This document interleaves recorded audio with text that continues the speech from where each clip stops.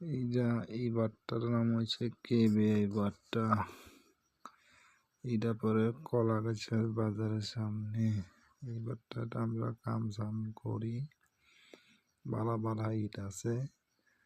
যারা যারা নিতে চান সিদাই মোহনপুর কলা গাছের দিকে এলে পাইবা। বাট্টার নাম হচ্ছে কেবিআই বাট্টা।